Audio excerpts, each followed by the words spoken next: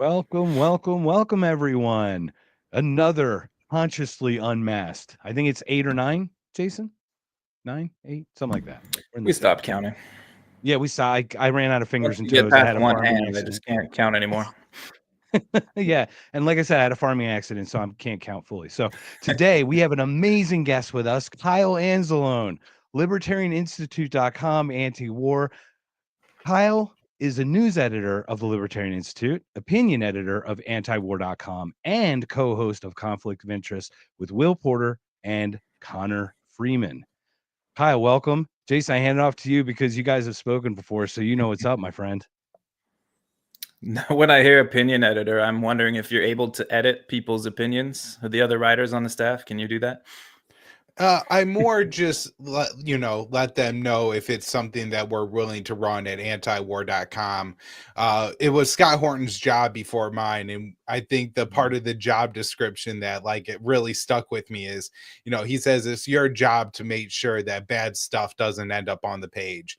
And so, most of our regular writers are regular writers at antiwar.com because they're solidly anti-war and there's not too much, but occasionally we get stuff that we don't agree with, and it's my job to kind of filter it out and make that decision. And occasionally I will engage with writers and say hey, we're interested in this article, but maybe not this part of it, because sometimes the issue isn't necessarily that I even disagree with the writer, but this is antiwar.com.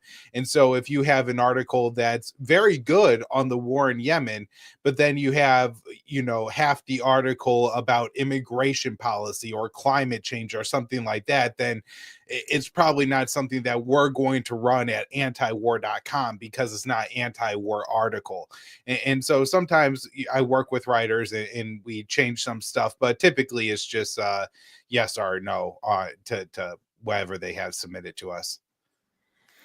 Fair enough. I was hoping it was a little bit more power than that, but I guess. And I don't think I've ever really changed an article without the writer's consent. I mean, if there's just like a typing mistake or something like that, I do clean it up a little bit. If it's really long, I might take out a couple sentences that are redundant, but I'm, if there are any significant changes, I do run them past the author, because I do know, and I've heard complaints from people who will submit articles to more mainstream sources than antiwar.com, but even some independent sources, and they'll strip out half of the article and then still publish it under your name, and maybe you're not comfortable with that. And so I always just want to make sure I go with what people's comfortable with. Yeah, some people put their whole names on a whole book, like the new book about Biden being demented from Jake Tapper, because he said the whole time he wasn't. So obviously something happened there.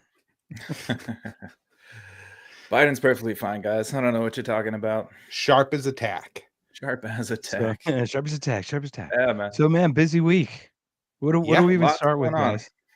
Yeah. I mean, first of all, it's been busy throughout the Trump administration. I can't tell you how much of a difference it is between the Biden administration, which, along with 90% of the mainstream media, really had a tight grip on the narrative, right? How often did Joe Biden actually engage with reporters? And if he did, it was one, two, maybe three questions, all from mainstream reporters.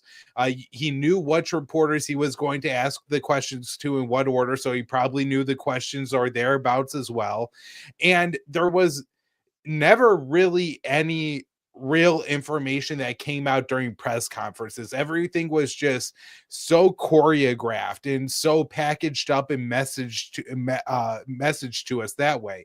And the Trump administration is completely different, where it's like this deluge of information. And one of the things that Trump is trying to do is essentially overwhelm everyone. If there's 20 fires going on and you're trying to go from each one to put them out, then you're never going to put out any single fire. And so it's been just really busy.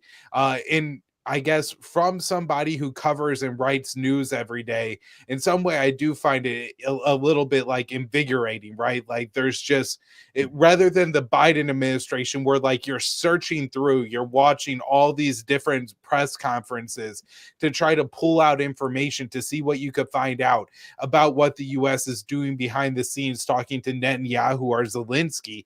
Now you have Trump going back and forth with the reporters for seemingly an hour every day, or 5 or 10 posts on True Social, which are half in all caps, punctuation just everywhere. You know, Shalom starts half of his post, right? This is absolutely the opposite of highly choreographed and highly controlled. It's and you know, you gotta really pit through and feel like this is a real story worth covering versus this is just some thing that Trump is throwing out there, just saying. And a lot of times it's hard to decipher which is which. And so it was like, you know, constantly searching for news to having so much news, you had to kind of search through it and feel out what are the real stories. It's interesting. It's really interesting to say that because, like, if I think about it too, is to like the layperson that may have voted Biden in 20 and may have switched to Trump in 24. They're looking at this because like Biden didn't really, we would just say kind of did nothing, like kind of just was existed. There was a 4-year gap of some kind of memory hole or something. But coming out of that, it's like whirlwind, right? Now it looks like chaos. So like it'd be nice because what happens is we got this moderate group of people. It's probably like 30 to 40% that kind of actually decide things, you know, at least electorally or something. But like those are the swing voters, and those are the ones that keep going back and forth. They saw that Biden was incompetent, and they came over here, and now they're just seeing like it's not chaos, it's just action. So we have to like kind of like let people know it's like this is how action works. You can disagree with the action, but it's great to see things happening. You know what I mean? It's beautiful to see motion for us again. Is it You good? know, at times. And then of course we have like Trump just announcing on Twitter that he's ramping up the war, or I guess on True Social, ramping up the war in Yemen significantly.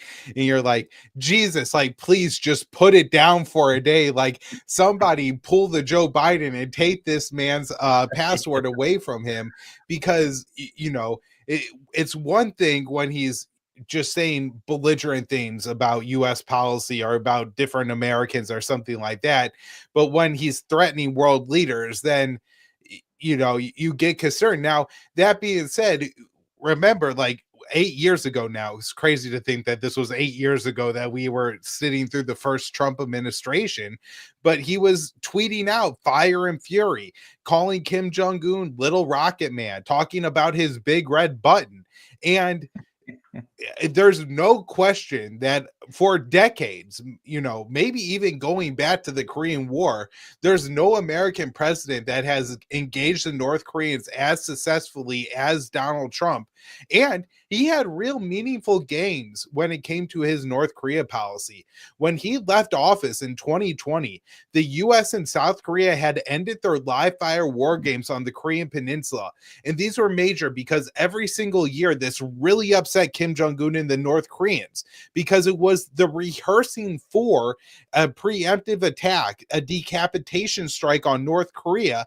And to carry out these war games, they would put all the military assets that you needed into South Korea to do so. And so from the North Korean perspective, every single year, twice a year when they were doing this, you had to mobilize your entire military and get ready for war.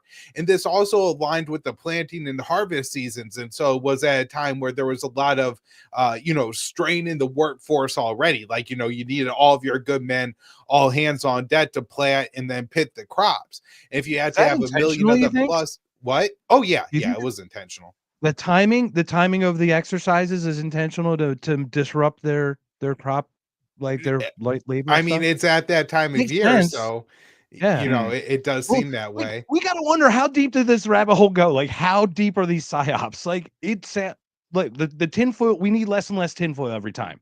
Every time we get a new conspiracy theory, we need less and less tinfoil. You know what I mean? I know it lines up that way, and I've heard it said that that's the case. I will look and try to find an actual statement from a current U.S. official who actually says that that's the point, or a former one who maybe admits it or something like that. I may be able to find some of that information, but yeah. So this goes on, and it just drives the North Koreans nuts, and so they conduct all kind of missile tests, and of course, from Kim Jong-un's perspective, right, he needs a show of force to his people to say, you don't have to worry about a regime change. And look, I'm still the strongest man on the Korean Peninsula. And so you do end up with a situation where the U.S. is really stoking the tensions on the Korean Peninsula every single spring and fall. And Trump had actually ended that at the end of his administration. And the North Koreans were in a self-imposed missile test moratorium. They were ending their missile tests. They were dismantling their rocket facility, and then one of the most North Korean things, they were blowing up some of their observation points along the demilitarized zone as like a symbol of we're trying to de-escalate the situation. And of course, under the Biden administration, Biden restarted the live fire war games and essentially went back to the Obama policy, which is consistent military escalations and agitations that upset North Korea, but at the same time refusing to negotiate or engage with the North Koreans unless Pyongyang first agrees and dismantles this nuclear arms program. The other side of negotiations are never going to give up and make concessions up front. The point of negotiations is to come to some kind of deal where both sides could take slow steps to have a realistic peace achieved at the end. And the Americans are essentially preventing that on the Korean Peninsula by demanding that Kim Jong-un give up everything from the get-go. And so this really presents a problem. And hopefully Trump goes back to his first administration policy, although we haven't seen any of that so far. Speaking of Korea, I know this is a little bit old now, but South Korea not too long ago just suddenly declared martial law. The president did, and then it was quickly ended and removed. But I know you talked about it, but what was that about? Did that have anything to do with the North Koreans at all? So yeah, I'm not an expert on South Korean politics by any means. My interests on the Korean Peninsula is North Korea and the American antagonism there, the Korean War, which needs to end. But through that, I do know a little bit about South Korean politics. And so last year, I think sometime in December, Yoon Suk-yeol, who's the president of South Korea, did declare martial law. And what was going on is that the South Korean opposition party had won the legislative elections. And so I guess it would be maybe the closest to like the American midterm elections. And so imagine you have Republicans in the White House and controlling the Senate and the House. Then midterms happen and the Democrats take like a sweeping majority in both houses of Congress, right? And they stop approving all of the justice appointments. Maybe something you could look at like what the Republicans did during Obama's last 2 years in office, right? Where they wouldn't hear his Supreme Court nominees and were just, really blocking the administration from doing a lot. And so what Yoon declared was this was essentially operation by North Korea to undermine the South Korean state, when and really this is what democracy is, right? Where if you're doing such a bad job ruling, the opposition party is supposed to get elected, and in the midterm, in that midterm period, that's going to stop you from having so much power to enact your agenda. And so that's what was going on with Yoon. So it seems to have been, generally speaking, poorly planned, and but there was some real heroics by some South Korean lawmakers and the South Korean people going out into the streets and basically saying that we're not going to put up with this. We're not going to allow this to happen. Yoon was under house arrest for quite some time. I think he's actually out of jail. And I think we're going to find out in the next week exactly what's going to happen to him.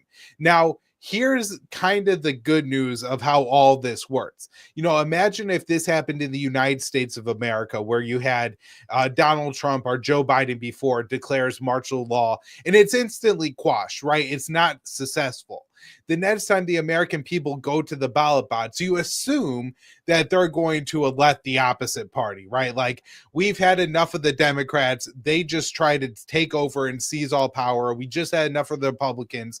And so the hope from my perspective is this ushers in somebody in the South Korea that's more from the liberal half, where Yoon was from the conservative half. Now, let me explain why, because I really don't care about any kind of issues, immigration, gay issues, whatever have it in South Korea. I don't care about their domestic politics whatsoever. What the difference between Yoon and his predecessor Moon Jae-in, who was from the Liberal Party, versus Yoon, was their treatment towards North Korea, where Moon wanted to get along with the North Koreans. I think he deserves a lot of the credit for actually the breakthroughs in getting Trump and Kim Jong-un to the table and taking some steps down the path towards ending the Korean War. And Yoon has taken the opposite approach. He's wanted to buy more weapons from the Americans. He was willing to enter into a trilateral military pact with the US and Japan. And this is a big deal in South Korea. The Japanese imperialism, the occupation of the Korean Peninsula, not just South Korea, the entire Korean Peninsula, happened during World War II. There are still survivors, the men who are forced to work in labor camps, the women who are taken and used as sex slaves, known as the comfort women. Like, they are still living. And so, especially in North Korea, I think seeing Japan enter into a defensive pact with South Korea is seen as a real threat towards the North Koreans, and not just by Kim Jong-un, who sees it as the Americans trying to create an Asian NATO, but my guess is for all the North Koreans who know about this information. Now, I do want to say, I'm recording a new episode of my new show, the Kyle Anzalone Show, tomorrow afternoon, and I'm going to be interviewing one of the most important libertarians that libertarians don't know about, Joe Twillinger. He was Dennis Rodman's translator when he went to North Korea several times. He's also a Columbia University professor who spent some time teaching at Pyongyang University. He is a real expert on North Korea. And so I'm going to talk to him about that, as well as everything going on at Columbia University tomorrow. Awesome. Yeah, we'll have to check it out. Well, can we go back to Yemen? Oh, Mark was saying something. Of course. I was just saying that's awesome. That's awesome. Yeah. Yeah, back to Yemen. Yeah, let's big in the news right now, obviously. Some bombings happened.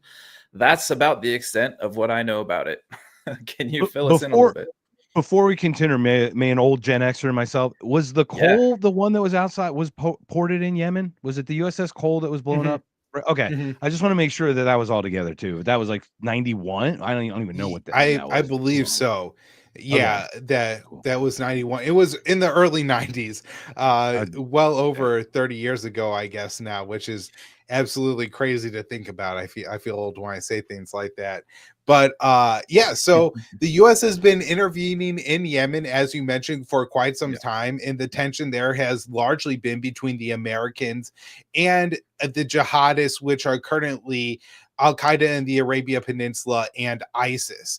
And so, the Americans for a long time, through the 90s, through the 2000s, really up until 2015, were fighting a drone war in Yemen, using the leadership of Yemen, Ali Abdullah Saleh, as a, kind of a sock puppet in charge to take out Al Qaeda in the Arabian Peninsula. And then in 2011, Saleh is actually deposed by popular protests in Yemen. But once he's deposed and the American organized new elections, they're not really elections, there's only one man on the ballot, he goes and joins with another group in Yemen who now control the Houthis. This is who you hear about a lot. And so Saleh and the Houthis actually took back control of Yemen pretty quickly after the U.S. not orchestrated a coup, because I do think it was a popular resistance that drove out Saleh, but certainly exploited the vacuum of power to put their own leadership in charge in Sana'a. And so once that happens in Yemen, you end up with the Houthis taking over. And for a few years until 2014, the Americans are actually okay with this. And we're actually working with the Houthis in Saleh, just as we were before, working with just Saleh, to take on Al-Qaeda in the Arabian Peninsula. At some point, the Saudis decide that this has become intolerable. There's a few reasons. A lot of them have to do with wider geopolitical issues and really aren't important to Yemen, as funny as that sounds, right? So the big one is, of course, with the Iraq War, the U.S. took Baghdad, which was a Sunni majority city, and also the leadership of Iraq, Saddam Hussein, who was a Sunni, and replaced him with Shia, who are the majority in Iraq. You know, we hold democratic elections. Of course, the Shia win. And so this really upsets the Saudi Sunni kingdom. And so a part of their response to that is, of course, the Syrian civil war and supporting the jihadists there, but also in Yemen, particularly as Barack Obama is making the nuclear deal with Iran, upsetting the Saudis more. And so the Saudis go to war in Yemen against the Houthis, and the Americans back them, even though the Saudis are fighting and using at times Al-Qaeda in the Arabian Peninsula as their proxy force in Yemen. And so we completely switched sides in that war. And that's what we did from 2015 until 2022, when finally the Houthis had just outlasted the Saudis. Saleh during that time had a disagreement with the Houthis and they killed him. And so now it's just Malik al-Houthi who controls Yemen. And he's the effective leader of Yemen. And after 2022, again, the Houthis effectively win the war by outlasting the Saudis. And they enter into a ceasefire that extends really until 2024, when the Houthis decide that they've had enough of the Israelis killing Palestinians in Gaza and decide to shut down Israeli shipping going through the Gulf of Aden, which is just off of Yemen's coast. And when they do that, the Americans decide to start bombing the Houthis on behalf of the Israelis, and this continues through the end of the Biden presidency. And the U.S. dropped over 1,000 airstrikes on Yemen last year. Now, earlier this week, Trump declared that was actually a very weak response, and if it was him in charge and he gave a harsher response, the Houthis would have It wasn't enough. immediately. It wasn't enough. Right. And now we're escalating the bombing campaign against the Houthis, which, you know, it seems kind of absurd to say this, but it seems like the more this group is bombed, the stronger they get and the more capable of a fighting force that they become. You know, the Saudis have effectively a bought and paid for American military. And when the Houthis took over Yemen, they basically just had some old Scud missiles that Saleh had bought from the North Koreans in the 80s, right? These are not guided weapon systems. And then they start modifying them. They've developed their own domestic drone and cruise missile industry. They have anti-ship ballistic missiles. You know, everybody says, oh, Iran is arming the Houthis. The Houthis actually have some weapons capabilities that they've homegrown developed that the Iranians don't have. Now, the Iranians have a different kind of military, of course, but, you know, it is important to note that it's an adaptive military for what they are, right? It's like a kind of like a guerrilla, weird military air force, right? And what, $100 drone versus a $400,000 rocket to shoot it down? Who's going to ultimately win that contest, right? Right. And this is the struggle that the Americans have had during the Biden administration. A U.S. general described the fighting going on between the Houthis and the American ships in the Red Sea, the Gulf of Aden, off of Yemen's coast, as the most significant naval engagement by the U.S. since World War II. And this is because, again, as you mentioned, you know, they could launch hundreds of these drones at the United States, or, you know, usually a dozen or so at a time. And I think the Navy ships started to rely on, I believe they call them C-RAM systems, at least they do on land, which are basically these Gatling guns that, just fire a lot of rounds, and that's mostly what they're using to take out these drones now. But they are also using, I think they're Sparrow and I forget what is SIM dash something, maybe SITs, Yeah, and that's these are particulars. Yeah, interceptors. because like it sucks to put these out because like if we say it wrong, they're like, "Look, Kyle lied about the missile system they use on that podcast." You know what I mean? Like they'll totally clip it. Like, it's whatever it Yeah. is, right? Whatever missile system it is. Yeah, so I mean, it doesn't really matter. But anyways, they have the more expensive anti-drone missiles and anti-missile systems that I believe, been trying to use less, because as you said, you had this discrepancy where the drone cost the Houthis $100 or $1,000 to build, and we're using $400 million missiles to shoot them down. Like, that's obviously not sustainable. Now, if you're using the CRAM Gatling guns, then you're spending a whole lot less money. Although, those are only effective. I forget what it says, but And those rounds are expensive too. I mean, they're pretty right. expensive. But they had to be like within visual range where the Sparrows can shoot them down out at sea. And so you are taking a risk with the lives of American sailors when you start to try to save money, not using your missile interceptors. Yeah, that sounds really interesting. But once again, it kind of plays into the military industrial complex, right? It's like, and it's weird watching this shell game of Afghanistan closes. All of a sudden, Ukraine pops open. What an opportunity. And then Ukraine's about to shut down, and it just shifts that shell cup over to Iran, right? It's unbelievable what's happening. I mean, it's a decent point that you're making. I don't know if I would link all that together, but this reminds me of what Massey said on Twitter a couple days ago, where he pointed out we are getting $50 billion to Afghanistan a year, and then it went to Ukraine.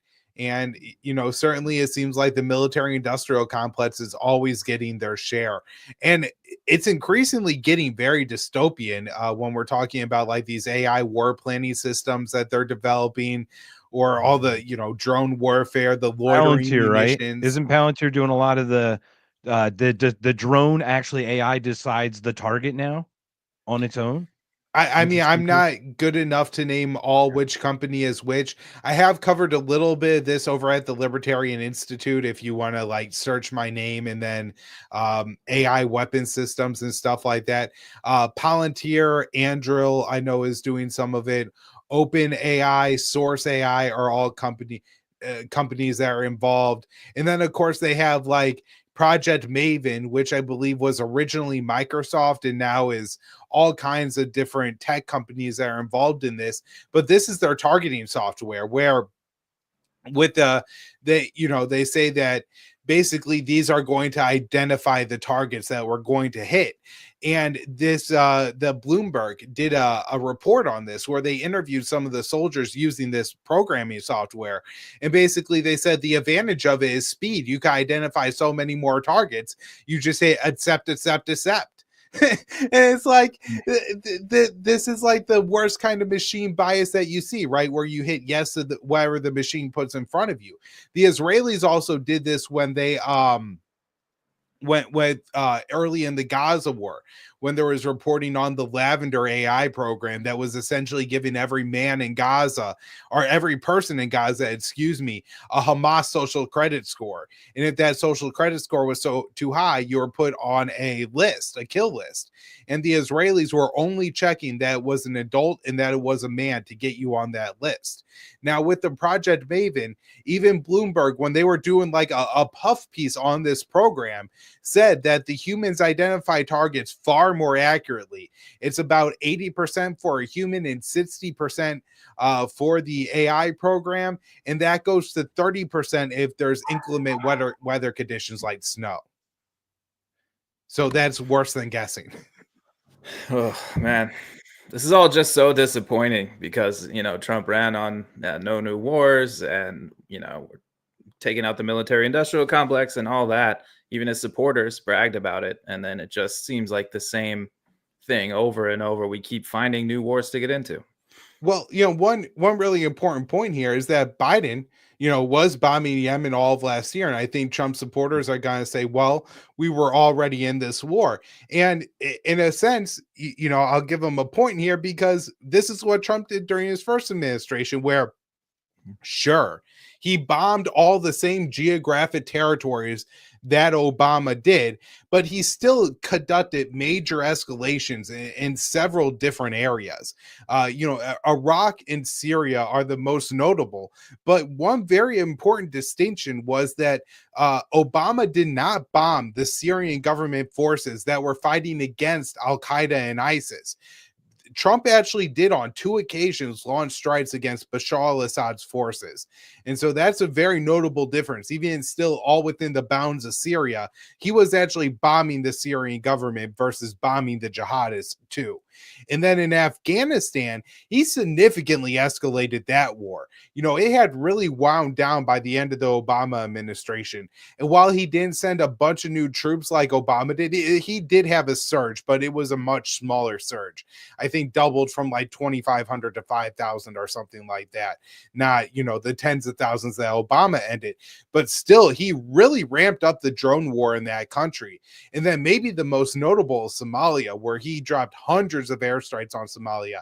I think he dropped more in his first year than Obama did in his 8. And so it's not unlike Trump to ramp up one of these conflicts.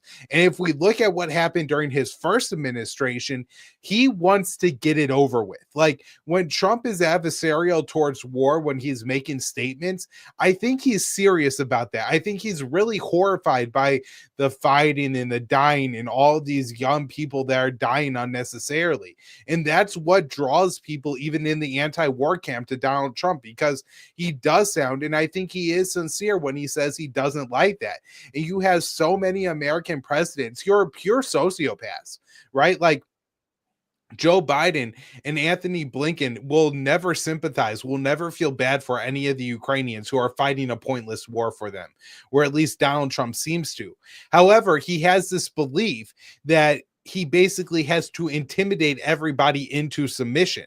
And so it's always escalate to de-escalate. However, the US has already tried this in all these places, and obviously it does not work. And so he's going to escalate in Yemen, and the Houthis are going to fight back. This is what that group does. I'm sure they feel like they withstood a 7-year bombardment from the Saudis at a time when they had no air defenses. And they survived that. So why would they bat down to the Americans now? And look, the Americans are going to put a lot of targets in the region for the Houthis to shoot at. I am very concerned that this is going to seriously escalate. The Houthis are not proxies of Iran. I'm sure the Ayatollah or somebody from Iran is on the phone with Al Houthi right now saying, like, please, for the love of God, like, don't shoot any missiles at an American aircraft carrier because you're going to get Tehran bombed. But I don't think the Houthis care that much. I think they see their role as sticking up for the Palestinians, and they're going to block shipping in the Red Sea because of that. And if the Americans want to pick a war with them over that, then they'll fight with the Americans too. Do you think, see, this is where I don't know if I differ. I totally agree with all of that, but I think Iran's inevitable. It's been on Wolfowitz's list. I mean, how many times has this 7 countries in 5 years been mentioned? And it's the last one. And it looks like that's what we're doing. We're just shoving our chips south or to the Middle East, you know what I mean? To the Middle East or over the Middle East and just like going in. And I don't know what that is. I'm trying to understand what that is. So there's important differences between Tehran and Yemen, right? Yemen has been pummeled. They've been under blockade, right? Like, I don't want to make it sound like these are just a bunch of dirt poor people, but it was the poorest country in the Middle East before the Saudi bombardment of their country and basically a decade-long blockade of their country. They've been under American sanctions as well. And so where Tehran has nuclear facilities, it's a somewhat modern country, right? Like I would guess if Americans were in downtown Tehran, they could get, maybe not every single thing you could get in the United States of America, but it's going to be a far more familiar situation than being in Sana'a or anywhere in Yemen, right? Just with the amount of like infrastructure and goods and services. Like the people of Iran like have some standard of living, where the people of Yemen are dirt poor. And so if I were the Israelis and the Americans, I would look at the current government in Iran as being a lot of bluster, making a lot of threats. But at the end of the day, all the times that we were told that Iran will never let Israel reinvade southern Lebanon, they've done that. They've taken a huge chunk of Syria now. Right, they're pummeling the Gaza Strip once again. They're in the process of annexing the West Bank. They're humiliating every single Palestinian in historic Palestine as we speak. And I think the Iranians calculate that it's not worth it for them to go to war for Hezbollah, for Syria, for the Palestinians, for the Houthis, for the Iraqis. They do want some influence in those countries, and they're certainly willing to spend some money to get that influence. But at the end of the day, they're not willing to fight a war. They're not willing to trade Beirut for Tehran or Damascus for Tehran, as we've seen. They're much more willing to let those wars go on and not get involved. And so, if you're the Israelis or the Americans who have transformed the Middle East over the past 3 decades, where you had leader after leader who was capable and willing to stand up to the Israelis if they were doing what is currently going on in Gaza. And Saddam Hussein, Bashar al-Assad, Muammar Gaddafi are all gone, right? Cairo and Jordan are bought off and paid for by the Americans. The Saudis, the Emiratis have invested billions of dollars in the Qataris as well, of being part of the American empire, right? These countries are major non-NATO U.S. allies. And so the entire region is compliant. And if I were Tel Aviv, I would calculate that at this point, the old Ayatollah is not willing to go to war with me. And so you don't need regime change in Tehran. I think it would be like, from my savage calculation, trying to put myself in the position of an Israeli general whose goal is to expel all the Palestinians from historic Palestine, and it's a chunk of southern Syria and southern Lebanon. I think going to war with Iran or trying to overthrow the Ayatollah would actually be counterproductive to that goal at this point, because we have seen that the Iranians are not willing to go to war against the Israelis. And in fact, no one is. And maybe, if you try to do a regime change in Tehran, if you go too far and start bombing the Iranians, well, maybe they then do decide to get a nuclear weapon, and then you really do have to watch out what you do. Then there really will be real limits on what Tel Aviv could do in the Middle East.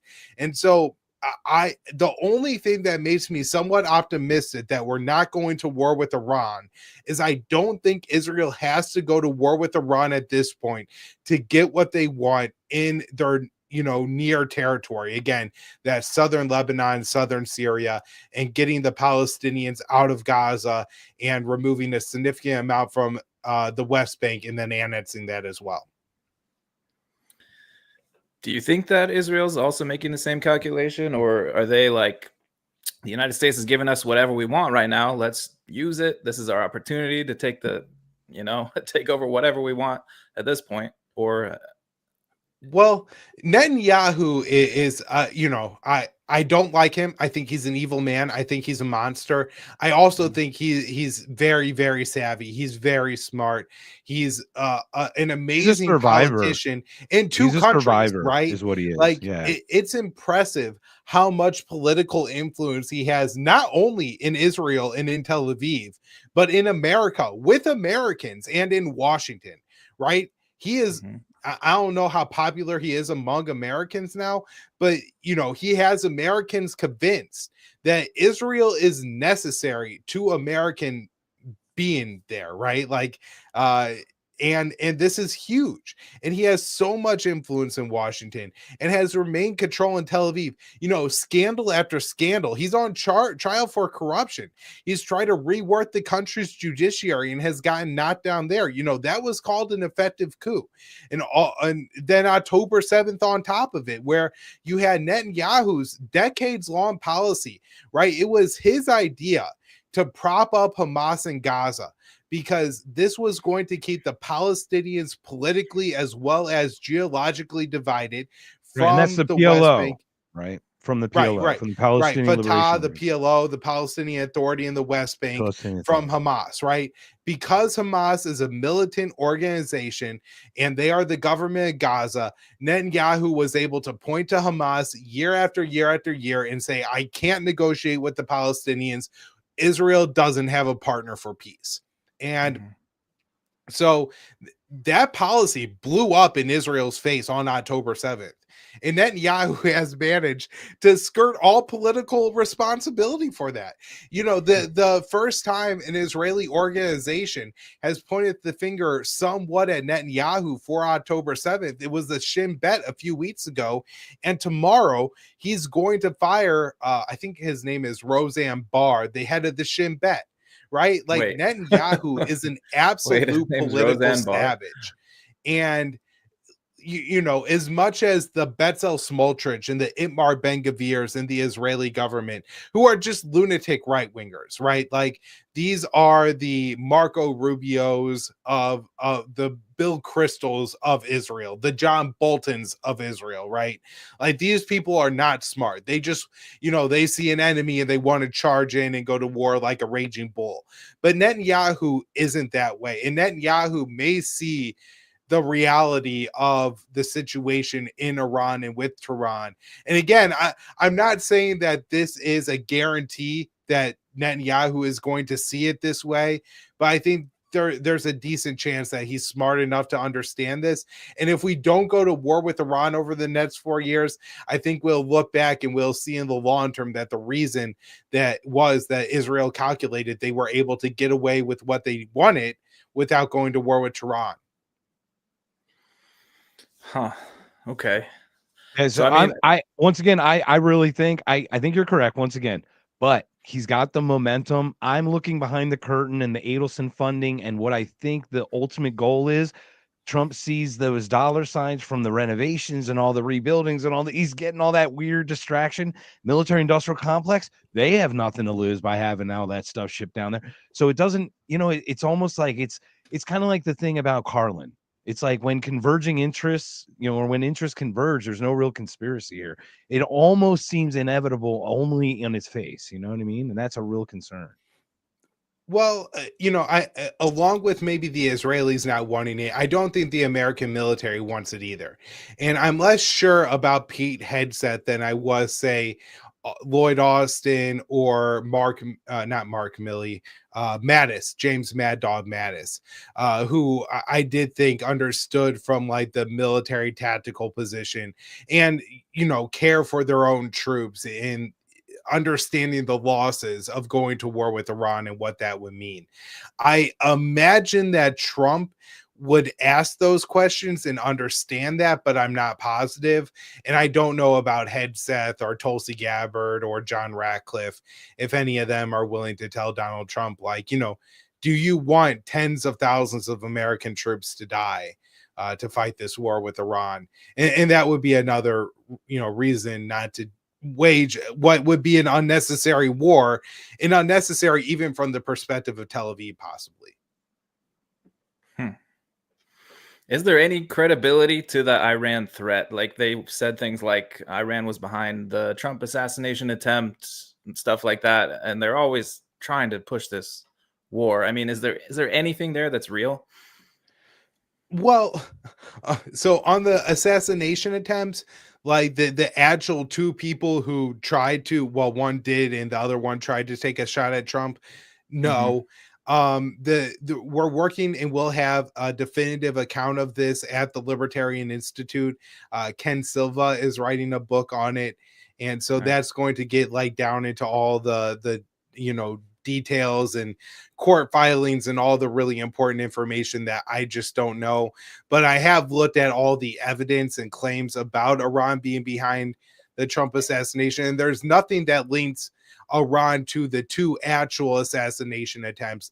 Now, there's this one that seems like an FBI entrapment plot where some guy who was already in trouble with the FBI told the FBI that Iran was trying to pay him to assassinate Donald Trump, and I think John Bolton too. And that just it's a little bit suspicious. So on that front, you know, no, Iran hasn't done that. Now, there's other claims like Iran supports groups in the Middle East that America doesn't like. And that is true. But if you look at the groups that Iran say supports in Iraq, those are the Popular Mobilization Forces or the Shia militias that, by the way, received American support to fight against the Islamic State when the Islamic State took over half of Iraq. And Iran backed the Assad government in Syria, who was fighting against the Islamic State. And Iran backs Hezbollah in southern Lebanon that, previously stood as a bulwark against Israel. And so Iran We does saw what back happened with different Assad, groups across though. the Middle They East. turned on but- Assad, and then look what happened. Boom, out is Assad, right? And they supported that. It's like, So, shit. anyways, I guess it's not to say that people in the US who are imperialists don't have complaints about Iran that aren't true, but if you look at what Iran is actually doing in the Middle East, it's usually not supporting terrorism. It's usually trying to kill terrorists because, the Sunni jihadists, the Al-Qaedas, the Islamic states that want to come to America and kill Americans also want to go to Iran and kill Iranians. And so in that way, if anything, we should kind of ally with Iran in the Middle East and not want to go to war with them. Yeah, you would think so. If you're a sane person, that seems to be a rational position not to want to go to war with anyone. But yeah, why Iran? It doesn't make sense to me. And once again, I felt that same way. But like, look at Libya and Gaddafi. I mean, Gaddafi was I don't think he didn't pose the actual threat of the nuclear. It was the monetary, right? Like getting away, having some kind of gold-backed currency that really threatened the petrodollar.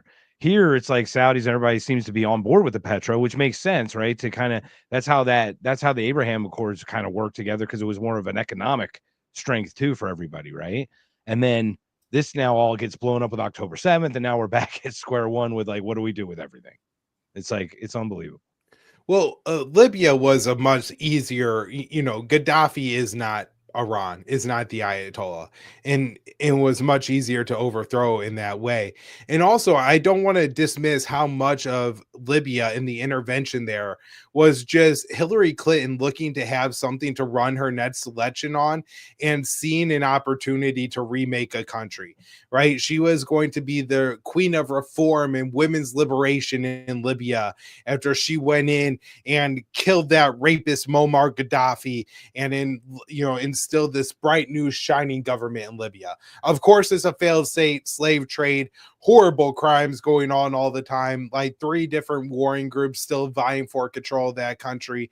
But at the time, Hillary Clinton, same situation in Yemen, right? She thought she was going to reform that country and then, be like the queen of reforming the Middle East and making it a better place. And of course, it all blew up spectacularly in America's face. Well, what's going on with the Ukraine ceasefire? Because that's been happening. I've heard that they had an agreement and then maybe Russia violated it. I don't know. I just I see a lot of different news articles and I don't know what to believe. So now I think it's still on the table. They're talking about it. Ceasefire, Ukraine and Russia. Where are we at? So after Trump came into office, he says he wants to engage with the Russians and has so far. There was one pretty successful meeting, I think, where it was Secretary of State Marco Rubio, National Security Advisor Mike Waltz, and Middle East envoy Steve Witkoff, who all went to the Middle East and met with Russian officials, including Sergei Lavrov.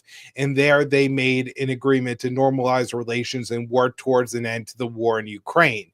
Then a couple weeks later, Marco Rubio and Mike Waltz, this time without Witkoff, went to the Middle East and they had a conversation with Ukrainian officials. And afterwards, they announced this 30-day ceasefire. And they said the Ukrainians are on board with this ceasefire, but the Russians are, but now the ball's in Russia's court. They have to accept the ceasefire. And so what I think Rubio, Waltz, and the Ukrainians were trying to do is kind of play Donald Trump here and to make it that the Russians are the ones that are unwilling to accept the ceasefire. Now, this is a very broad ceasefire. It doesn't include any, like, Ukraine isn't saying like, hey, this is the idea that we're thinking about for a final agreement. And so we're really close. Let's have a ceasefire so we can negotiate this over the finish line. They're just asking for a 30-day ceasefire. And the Russians have been taking a lot of Ukrainian territory over the past 2 or 3 weeks.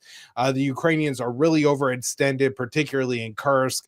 And they're struggling with manpower, ammunition, all kinds of different things. They're in real trouble. When Trump was telling Zelensky in the White House, you don't have the cards, he really meant it, that the Ukrainians are in trouble. They're losing territory at one of the fastest paces since the start of this conflict. And so with that, the Russians are going to be unlikely to just agree to a ceasefire, because it's going to give the 30 Ukrainians 30 days to get new troops to the front lines, get more ammunition in from their Western backers, give their troops a little bit of rest, and since they're on the defensive, build more defensive positions. And so what Putin did was, I think, kind of tricky, and in a good way. He told the Americans that he agrees with the broad outlines of the ceasefire, but we have to hammer out the details. And so that was kind of punting the ball back to the Americans to come to the Russians with a workable proposal. And so just today, right before we recorded, Trump got off the phone with Putin and put out a post on Truth Social saying that the Russians had agreed to a 30-day pause on attacks on infrastructure. And if this is true, this is, I think, actually a pretty clever agreement here, where tactically Russia probably won't see this as something that really gives a huge benefit to the Ukrainians, right? Where they're not able to, get more troops to the front lines, more ammunition to the front lines, but it is going to be some reprieve to the Ukrainian people, who are going to be able to work and repair some of their energy infrastructure, have lights and heat in the next month or so. And so in that way, I think it's a good thing. And hopefully Ukraine lives up to its end, because it's been carrying out a lot of attacks on Russian energy infrastructure over the past month as well. There are some questions about when this is supposed to go into effect, and if Russia is already violating it. There are reports that Russia was already bombing Ukrainian energy infrastructure.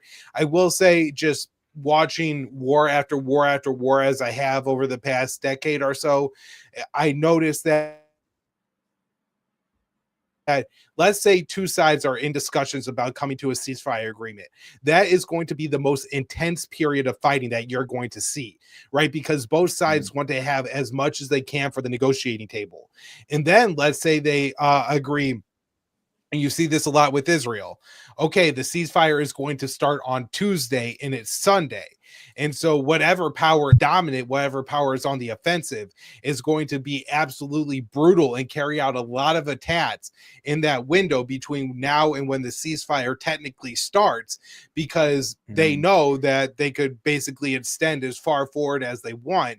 They're not going to have to secure that position right away, because the ceasefire is coming into effect. And so it gives you a chance to just carry out all of your airstrikes on all of the targets that you have and things like that too. Go ahead, burn through all of your ammunition. You're going to have a chance to, logistically bring new bombs up to the bases. Bombs are constantly rolling off the production line and things like that. So my guess is that if they agree that this ceasefire is going to effect in a few days, Russia is going to pummel Ukraine for those few days as a matter of just gaining as much leverage as they can. Yeah. And it's interesting because I saw it about energy infrastructure even more than just general infrastructure. So it's like, okay, we won't, attack the power plants. Okay, big deal. It seemed like it's something to write, something to put down. So it's like, look, we started a ceasefire, we made one, and then it's also one for Russia to be like, yeah, it's also one, but it's kind of like, it doesn't have much teeth. But the elephant in the room is the United States hockey team might play the Russians. What a turn of events. What an amazing thing out of this. So look, whenever things like that happen, my first reaction is to kind of be like, oh, this is insignificant. However, Ron Paul always said the best thing that you could do is engage in sports with other countries and have this sports diplomacy. And this was one of the things that Ron said that I was never really convinced about. But Joe Twillinger, who I was talking about earlier, who served as Rodman's envoy to North Korea, said that when Rodman brought the NBA players to North Korea for Kim's birthday game, and he was sitting there with Kim Jong-un, during the game, Kim Jong-un told Joe that Rodman showing up with former NBA players to play in North Korea was the first time that an American had ever kept his promise to a North Korean. And so there are these kinds of things that can really be important to like breaking down barriers. I was being glib. I was being totally glib, but yeah, you're totally right, because it is a diplomacy. Because like if you guys can get along and shake hands after or something, you know what I mean? It's everyone gets along. You start actually humanizing it, right? Between the two sides. I think that's the big thing, is adding an element of humanization, especially where the U.S.-Russian relationship is right now. Effectively, there's not diplomatic missions for Americans in Russia and vice versa, right? Where they've expelled all the Russian diplomats from the U.S. I believe at one point I read like the American officials that are stationed at the U.S. Embassy in Moscow, and I believe it's the only one the U.S. has in Russia at this point, have to do like janitorial jobs and things like that because they're so short on staff at the embassy. At the Russian embassy, they I guess have to as well. I've read that they can't pay their sanitation workers because American sanctions, prevent them from paying money to Americans, and so now they can't hire Americans to come and do whatever maintenance or anything at the Russian embassy.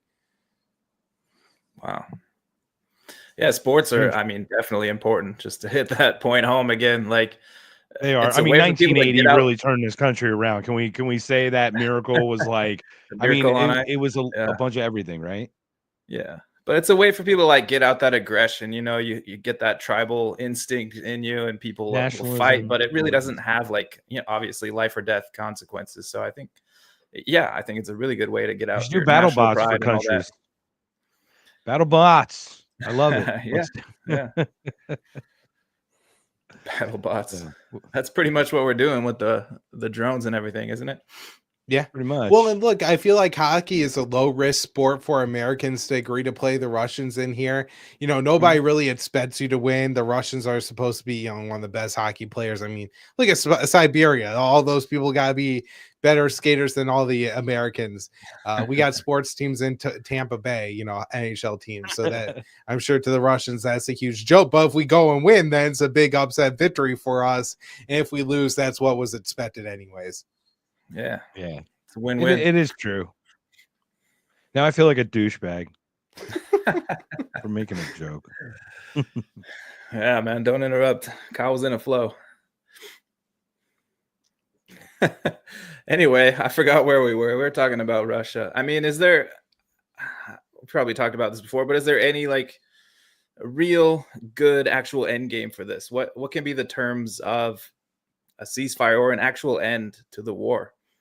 The good news is that when I believe it was Witkoff was talking about this a couple weeks ago on the Sunday morning show, he said that the U.S. and the Russians were discussing the Istanbul framework.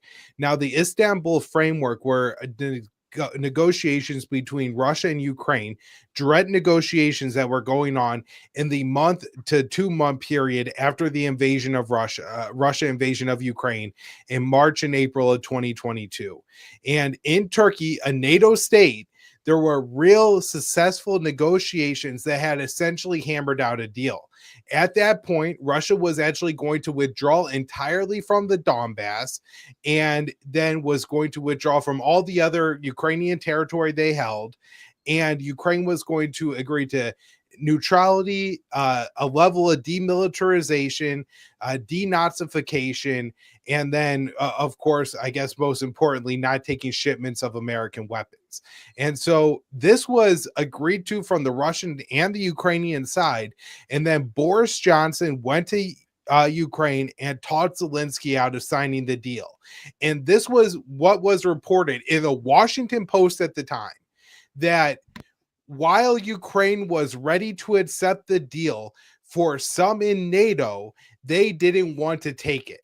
And because Boris Johnson, representing NATO, went to Ukraine and told Zelensky that we're not going to support you if you make this agreement, but we'll continue to send you weapons if you choose to fight.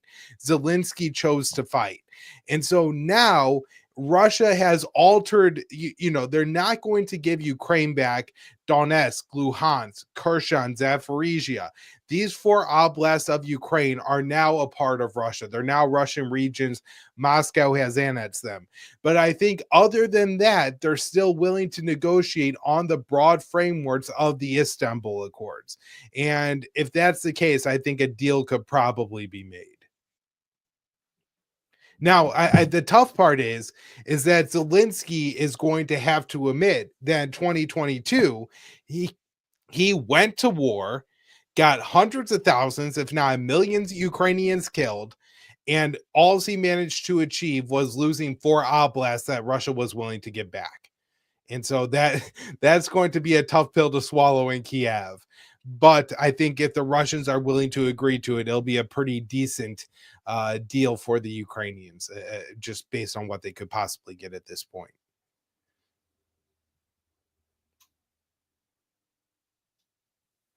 Jason, you're muted, buddy. Sorry, my bad. You were so good there too, man. That's the first time. What would it look like in Ukraine after this kind of deal? I kind of expect Zelensky would have to go. Would they have elections again? Is this something the U.S. would still be involved with, trying to select the right person?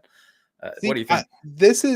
This is the interesting and the problematic thing, and one of the reasons where, for all the reasons that Putin had to invade Ukraine in 2022, I think the best argument for having him not invade is that he was never going to get a more reasonable negotiating partner in Kiev than Zelensky.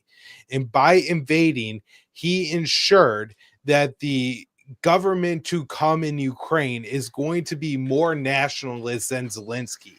It's important to remember that Zelensky, when he was elected, was running on a campaign of, I am going to implement the Minsk Accords and I'm going to end the Ukraine civil war. And the civil war was being fought in Ukraine's Donbass region between forces who are receiving support from Russia and factions of Ukraine that actually prefer to be a part of the Russian state versus being a part of Ukraine and the Ukrainian government. And Zelensky said, I am going to implement the Minsk Accords, which was agreed to between Ukraine, France, Germany, and Russia, to have the Donbass oblasts of Donetsk and Luhansk to essentially become autonomous republics, but still a part of the Ukrainian state. And so, they would have their own kind of domestic policy in the sense of, things are going to be in the Russian language. They're going to name the streets, the roads, and things like that. The schooling is going to be run out of the, Donetsk and Luhansk. However, still they're a part of Ukraine, and I'm sure it would send troops to Kiev and things like that in the long run. And so I think that if you look at Zelensky, he may be the most reasonable person that Putin could have to actually negotiate with here. And so it's possible that, in the medium term for the rest of the Trump administration, maybe that the U.S. essentially has to put some troops in Ukraine to protect Zelensky from the Ukrainian nationalists who are likely to at least try to kill him if he accepts this deal. There's this recent podcast. I have never heard of it before, but a lot of people had trigonometry. Yeah, trigonometry with Kisin. I don't know the guy's name. It's Konstantin Kisin is the guy that's called out Dave for the woke right stuff. That Konstantin Kisin guy. Yeah, he's in trigonometry with this other guy. Yeah, 2 guys. So him and his podcast buddy are talking to Boris Johnson. And Boris Johnson is telling them that in 2019, Zelensky was actually trying to implement this deal that he had made with Putin.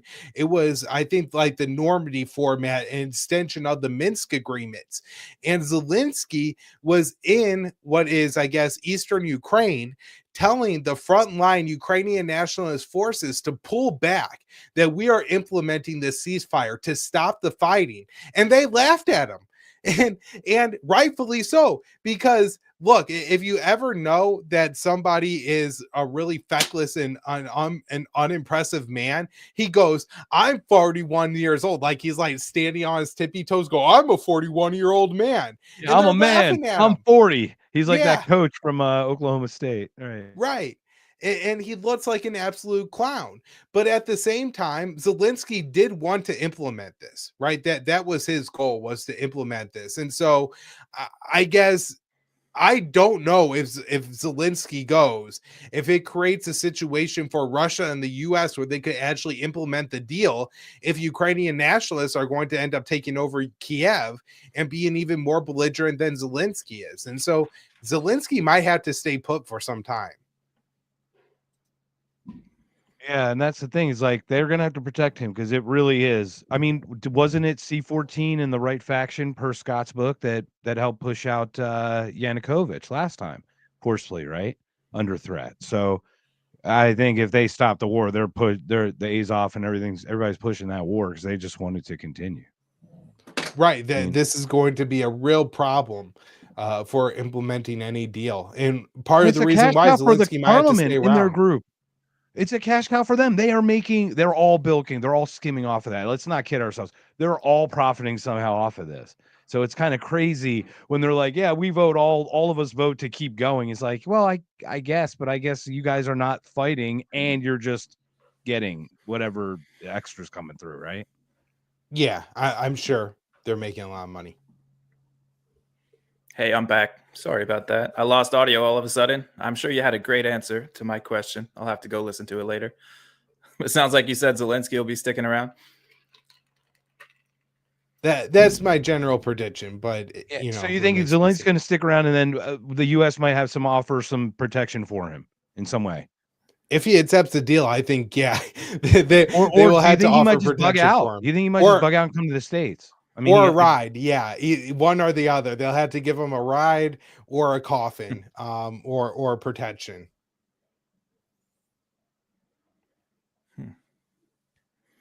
All right. So once again, we've got we JFK files just dropped too, so we've got a lot of competition, everybody. So, but hey, I am just joined. So welcome everybody. We got 36 people on. We're with Kyle Anzalone of antiwar.com and libertarianinstitute.org. Kyle, do you want to share a little bit about the fundraiser you have going on for the Libertarian Institute and Anti-War? Yeah, so the Libertarian Institute, we do like basically just an annual fundraiser. We try not to ask for money very often. The money we do take in at the Institute either pays for salaries, so it allows me to spend my day writing news articles and reading about all this, doing both of my shows, Conflicts of Interest and the Kyle Anzalone show, to cover all this foreign policy stuff and be up to date on it. We also spend some money to publish books. The latest is Scott Horton's Provoked, but there's a whole list of books. And, we not only try to, print books and of course sell them to people, but also try to distribute them to like members of Congress or people who are in powerful positions to educate them, members of the media and things like that. And so when you donate to the Institute, we promise that this is really going to further the libertarian movement, either creating new content to deal with either, historic or contemporary issues, to make sure that, the conversation of the day always has the libertarian voice, and that libertarians, know how to like kind of apply what's happening to some of our philosophy and things like that. We have a great staff at the Institute, of course, founders Scott Horton and Sheldon Richmond, myself, Keith Knight, James Bovard, Lori Calhoun, Ted Galen Carpenter, just a really, really great staff. And I mean, this is like a quarter of the staff I just listed. Another really great thing about the Institute is Scott has helped to cultivate a lot of the new generation of the libertarian movement. And so, as a lot of our heroes get older and older, or, people become less active over time, people unfortunately pass away, we need new writers, and there's a lot at the Libertarian Institute, people in their 30s or even younger in their 20s who are really, figuring out libertarianism and writing and putting out a lot of really great content at the Institute. And so Scott has developed like a really awesome bench and team at the Institute, and there's so much great content there. Right now, we do have matching funds, and so if you make a donation, the impact of that donation will be doubled. Scott is offering signed copies of his book per vote to some higher level donors if you want to go out and get one of those. But if you just want a copy of one of our books, I think like $25, and we'll send you the ebook of your choice. And there are some great ones, and some of our books are just available online for free, like both of Keith Knight's books, in Domestic Imperialism and the Voluntarist Handbook. You get free PDFs on the Libertarian Institute website. We have the Waco Archive, or we're working on the Waco Archive. We have the Oklahoma City Bombing Archive. I mean, there's just so much at the Institute that is important libertarian content. It's every single day. I'm not sure there's a libertarian site that puts out quite as much content as we do right now. Yeah, it's excellent. All those people you mentioned are great. Keith is awesome. Sheldon Richman, I'm reading one of his books right now. All really good stuff. So definitely go check it out, guys. 100%. So I Am for I Am was talking about Mar-a-Lago Accords. Does anybody familiar with that? Or I'll post this I up have here. not heard of that. Do you want to read about that, Jason? Mar-a-Lago Accords is about dealing with debt payoff, devaluation of the dollar to increase manufacturing in the United States, and new revenue. I am not familiar. I don't know. That just sounds like normal government policy. Yeah, Devalue the dollar to keep increasing our debt. There we go. It's just something to put up. I Am, thank you for joining, and thank you for sharing that as well. We are all over the place today just because it's Kyle. Kyle knows a lot of stuff. So anyway. What do you do when you're not looking into all the conflict stuff?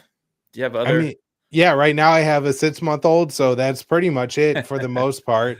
I like, I got a house with a little bit of property, so I like being outside, yard work, building a garden, greenhouse, things like that. It's all a little bit of fun too. Got a couple of dogs that run around and like a little bit of attention when I could find some time for them as well. So I got, a lot going on with just family stuff around the house, which is kind of like really nice. Like I got these amazing distractions from all the horrors going on. Yeah, that's great. How much time do you think you spend actually digging into this stuff? Like every day? Yeah. I mean, I listen to a lot of podcasts, and so that allows me to like, do some outdoor stuff while I got my earbuds in and things like that. But I would guess with like listening to podcasts, like I don't miss obviously the Scott Horton show, Judge Napolitano's Judging Freedom, Glenn Greenwald's show I think is essential.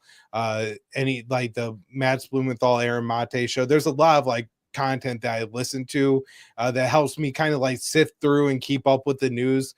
And then between like that, reading headlines, reading articles, I'd say like 12 hours a day. It's been a little bit more since the Trump administration, just because there's just a little bit more news to go through, and it's a little bit more fun, to be honest. Like, what I mean? Like, it's a little bit more enjoyable right now because there's just so much more happening, and it's not just listening to these grueling press conferences with these sub-tier press spokesmen like you had with the Biden administration. It's Trump, who even if he's saying horrible things during his press conference, it is entertaining and even somewhat enjoyable how rude he is to the mainstream media. Yeah. And I'll admit, like, even if Trump's going to do or stuff happens, if it's net less, I'll take it. Like, I'll take it. You know what I mean? Let's start somewhere. It's less carnage, just a little less than the rest of them. Right. Or even if it's as much, but people pay attention, right? Like that's another thing about Trump is when Biden was killing the Palestinians, really nobody cared, right? There was a limited number of people, but they were from Biden's base. And there were a lot of people who felt, as much as I hate what's going on, if I'm critical of Biden, it's going to help Donald Trump. And so there were so many people who kind of pulled their punches and didn't talk about what Biden was doing on the imperialist side, because they didn't want to give Trump any ammunition or talking points. And so now, and of course, this didn't work during Trump's first administration, right? Where rather than becoming anti-imperialist and anti-war as they should have when Trump returned to the White House, the Democrats called Trump a Putin apologist and claimed that he was, sacrificing America's empire and abandoning the world international order and crazy things like this. But this time around, I do wonder if it's going to be different, just because what's happening to the Palestinians is so horrific that, maybe once the liberals start to notice it, that they really turn against the war machine again. We can hope. I don't know. It's an optimistic take. I'll admit that. Yeah. Well, cool, man. Anything else that we missed that's going on? I mean, we talked about Yemen. We talked about Ukraine, Iran. Those are the big ones. Is there anything kind of under the radar that's been going on that people should pay attention to? I mean, at this point, I think those are the big ones. There's just so much going on right now that, I can't imagine that Trump has much attention for anything else. I mean, of course, the U.S. empire is always doing little things, but especially with Donald Trump, I'm not sure how much is worth focusing on them until Trump really gets involved and starts commenting on them.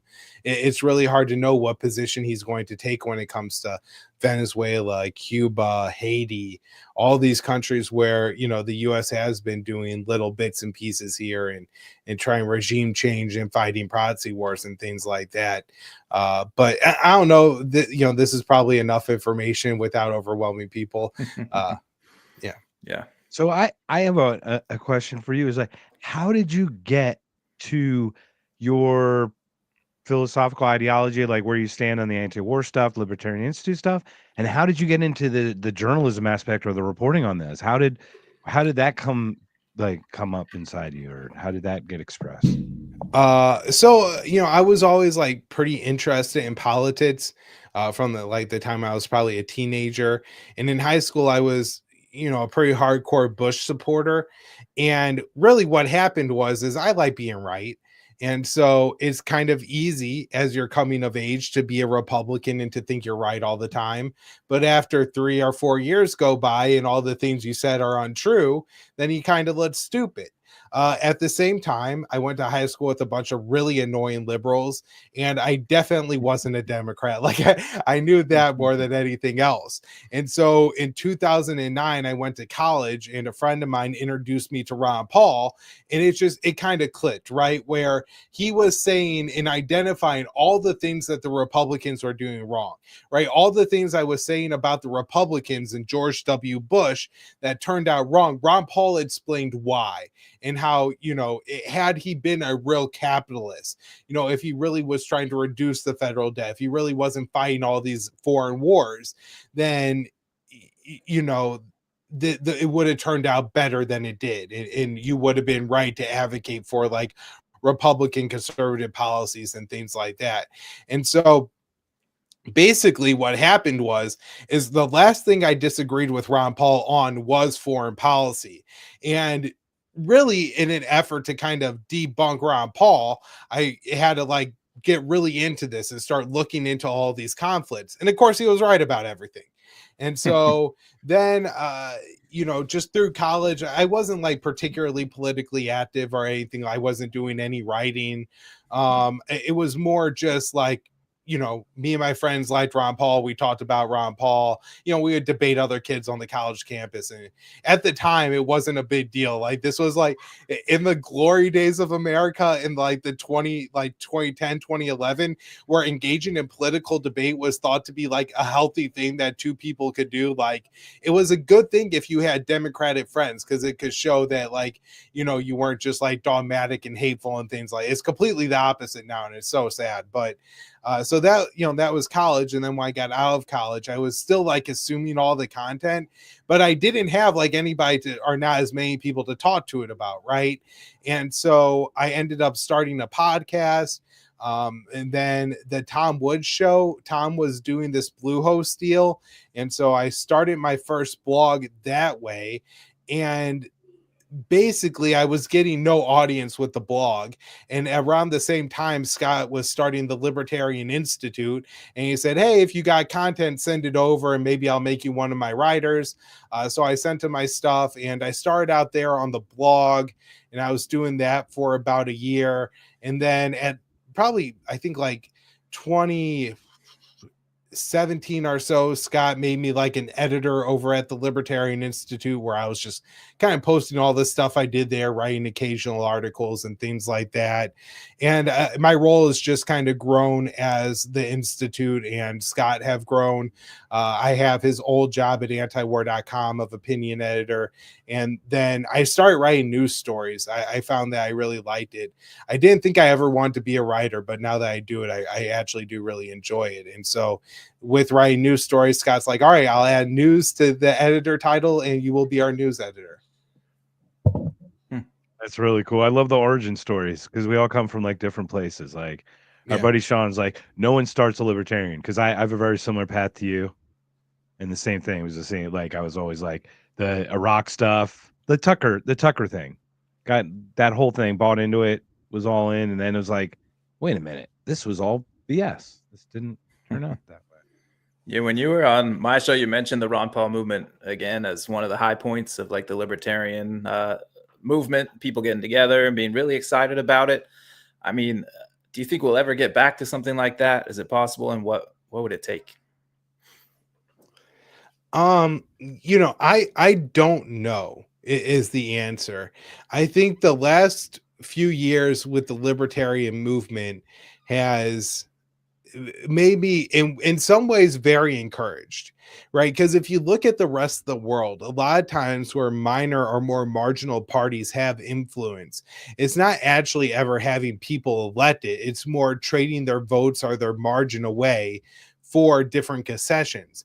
And so something like, and I know it only kind of counts like RFK Jr. being the Health and Human Services Secretary, and maybe that blows up in our face because rather than going after Anthony Fauci, he goes after campus protesters that are pro-Palestinian. I mean, that would be awful. Or the pardon of Ross Ulbricht or something like that. So I think there are places where we're starting to see libertarians be able to trade our voting block for influence. And I think that could be a really positive sign if we could continue to move down this road. I think there are libertarians within the foreign policy sphere who or people with, strong libertarian leanings who may be Republican or Democrat, but are strong libertarian leanings and share our worldview, who could potentially get into a future administration. I mean, as stupid as this sounds, like imagine if you have a libertarian get into the Trump administration and let's say their role sounds very marginal, like the deputy undersecretary of state for South American or Korean policy. Well, that could be bad, but this could also be the person that opens up diplomatic relations with Venezuela, with North Korea. And so I think if we really start to look at trading our influence for our voting block for political influence, then there could be places where we get to make a real difference in policy implementation. But that being said, I'm not a big advocate of spending a lot of time invested in a political party or a political movement. I mean, I think there's value in the Libertarian Party and it more being like a social club than actually a political party. I think it's fantastic that every couple of years we all get together in a room. People from all over the country get to see each other. People I had only ever podcasted with, I got to shake hands with. Forming those connections, I think, are really important, and I think really advance our movement and make it a far stronger movement, right, than something loose. But I'm not sure that the solutions actually come through the Libertarian Party, even if growing the Libertarian Party is a vehicle for us having just a stronger movement with more influence, if that makes sense. Yeah, for sure. Hey, Jason, you want to read that question? I am's got a really interesting question. Yeah, Kyle, what are your thoughts on agorism, counter economics, building parallel systems, divorcing ourselves from their system, starving the beast, or can we fix it from within? I mean, the answer to fixing it from within seems very unlikely at this point because the beast is just so big. That being said, there's, you know, like the statements of, you know, was it like decades happen where nothing happens and then days happen where decades happen. And so let's say that the US government really does start to scale down very quickly or can no longer do what it currently does very quickly. Maybe having people in the positions of government at that time, or, you know, even political commentators of influence who could help to steer and direct the narrative, uh, that could be important. But generally speaking, if you're the kind of person that could set up your life to live independent of even an oppressive government, then I think that's definitely the best path to take. My dad is somebody who often tells me that, you know, through his whole life, it never mattered who was in the White House, who was in Congress. I think he said the only policy that ever affected him in any way was NAFTA, and that was in a negative way. But now he has land and he kind of just lives out on his own. And he's like, you know, it doesn't matter who's in Washington to him at all. And so if you could set up your life in that kind of way, then that might be preferable for you. Now, not everybody could do it. Not everybody could live like that. Not everybody wants to live like that. And so if you don't, and you want to live a different lifestyle, then do. But I certainly think that's a very valid way to fight against the state. Not only fight against the state, but also live a very free life. Mm-hmm. Yeah, agreed, man. I've always thought like it's not really going to be fixed from within, but if people start actually trying to break off and do their own thing, it at least helps to have somebody in there who's not going to use violence against you, right? They're at least going to be sympathetic to you and see that, okay, maybe we can just let it go, like secession, for example. If that were to happen, I can imagine some presidents or some leaders would be very much against that and fight and do everything in their power to stop it. And some might be actually sympathetic and say, you know what, they want to go, let them go, and we could go peacefully. So there's at least something. Let's keep the union, keep it being together. On the inside. Yeah, right. Yeah. Well, and look, you know, if things ever really did start to fall apart, like having, say, Dave Smith go on Joe Rogan and say, you know, if John Brennan is on MSNBC saying that libertarians are the same thing as anarchists and Nazis and domestic terrorists and we have to take them out, and Dave Smith could go on Joe Rogan and be like, I'm a libertarian, I'm a normal, nice guy. Wouldn't you like trust me to watch your kids because I'm such a normal, nice, functional human being? I'm clean, I'm well dressed, I'm well spoken.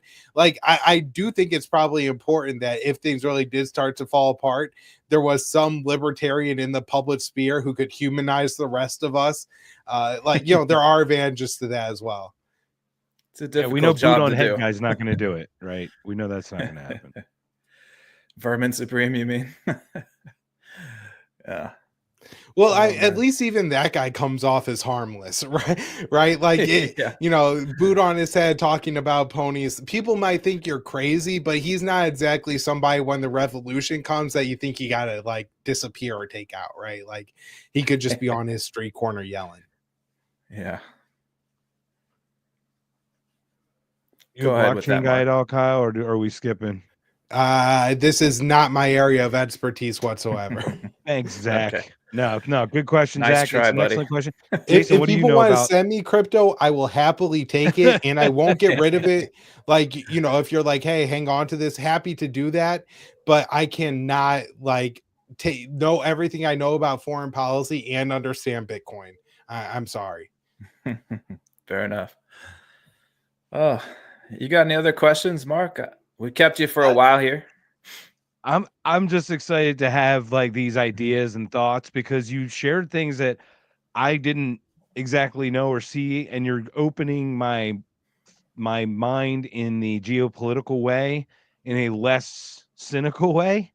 You're giving me like you're white pilling me a little bit, and I like that. So all right. I like that. I was left somebody expecting with it to that be like, impression. we're moving all the ships to Iran. It's over. There's going to be mushroom clouds everywhere. I thought, I don't know what I was expecting, but I just thought it seemed a little more dire the way they were pushing it, the way they're driving it. You know, it just seems like it's more. But you were making me feel a lot better, and I like that. So thank you for making my heart rate settle down a little bit. All right. Well, happy to have that effect on someone for a change. No, your stuff's really great. You know, we're happy to promote it, and it's really great. Can you share again a couple of links, your social media stuff, and then Jason, if you have a couple questions before we call it, that'd be awesome.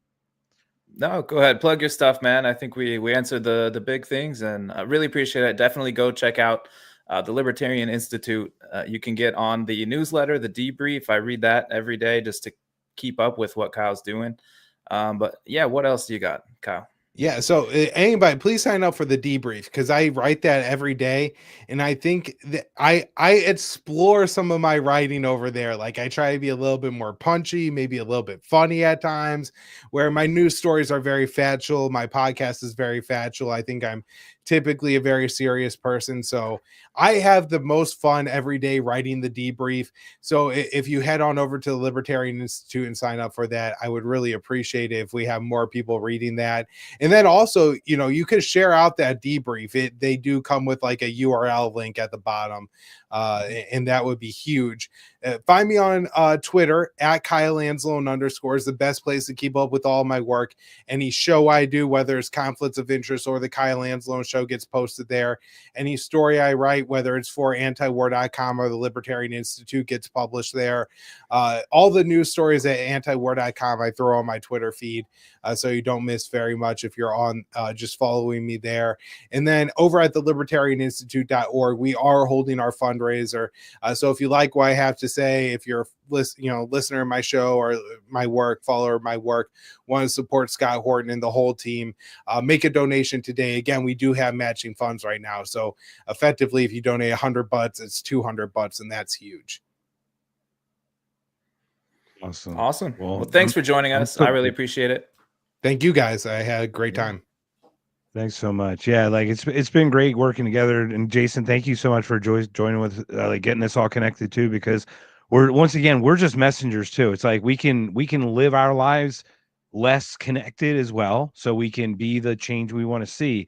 But we do need messengers that have some kind of sanity and lucidity to them and can express these opinions in a way that doesn't push people off, you know. So it's kind of nice to have people like that around. So thank you for all that you share. Good to have experts like you filling us in on the gaps, because definitely this is not my wheelhouse. So it's great to hear from an expert.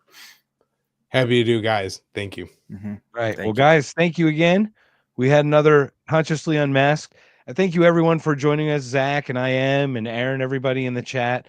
Great questions. Kyle, thank you again for joining us. Have a great day. Jason, any final words, sir? Nope. All good. Have a good night.